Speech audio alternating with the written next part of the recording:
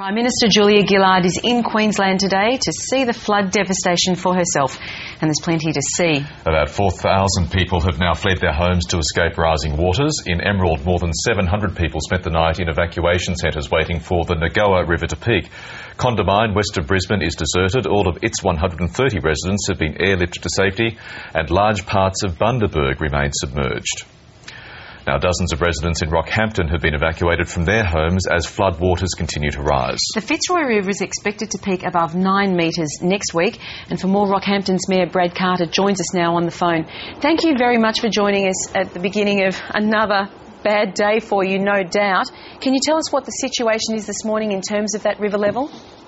Look, the river level is actually expected to peak at about 9.4 metres next Tuesday. That's the official Bureau of Meteorology advice that we have at this stage. We're expecting a height of about 9 metres throughout the weekend that's coming. With that level, that's likely to close our airport. I expect our airport could be closed as early as Saturday, and the highway from the west and from the south is quite likely that could be closed as well. So we're starting to get to the stage where Rockhampton is likely to be isolated. Certainly next Tuesday, with a 9.4 metre height, we will be isolated to the south and the west and isolated from aircraft movements. So that's aircraft and roads, and what about rail? Rail we expect to be cut. Rail may be able to get through, but unloading of rail wagons at that height, we believe is not possible. So resupply of our supermarkets is a key issue at the moment. We believe that possibly today and tomorrow some transport operators will be able to get their trucks through with much needed supplies. I was talking to the Director General of the Emergency Services Department yesterday, and they've got some really good contingency plans in place for that. However, as the flood waters rise, it will be difficult to get those trucks through. So there's a small window of opportunity there at the moment for resupply. And the predictions are that it'll remain above 9 metres, that Fitzroy River level, for up to about 10 days, isn't it? And in that case, are you confident you're going to get enough of that resupply to the supermarkets that you can have for that period of time?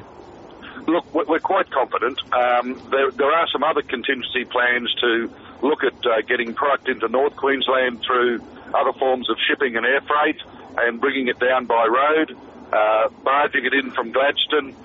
So there's a range of other contingencies should we be isolated for that 10 or so day period that is quite possible at this stage. I've got to commend the various planning people behind the scenes that are doing all this work. The next week to 2 weeks is going to be a very interesting time for us. Indeed. And apparently you have your first evacuation centre opening this morning. That's correct. At the Central Queensland University, we've got our evacuation centre, which will be functional from 8 o'clock this morning. People will need to be registered to be accommodated there. We believe that we can cater for, approximately 1,000 to 1,200 people in, a large room, large accommodation. We have some other arrangements where we might be able to provide specialised dormitory accommodation, and at this stage we estimate that at a pinch, with a range of flexible arrangements, we're likely to be able to look after about 2,000 people if they need to be relocated and evacuated. Are you hoping and assuming that residents will also be able to stay at other people, at families and friends, so that those evacuation centres basically become a last resort? Look, our community is acting very responsibly. We've had a message out for the last week or so that for those people in low-lying areas, can they please consider moving in with friends or relatives or getting motel accommodation. So they've been pursuing those range of options, and most of the people living in these low-lying areas are very much aware of it. But what is now causing us a lot of concern is that we potentially could have either the second highest or possibly even the highest flood on record with the way these waters are coming down. Now, I don't wish to be scaremongering, but the reality is 9.4 metres next Tuesday will put us above the 1991 flood, and possibly that's the same level as the 1954 flood.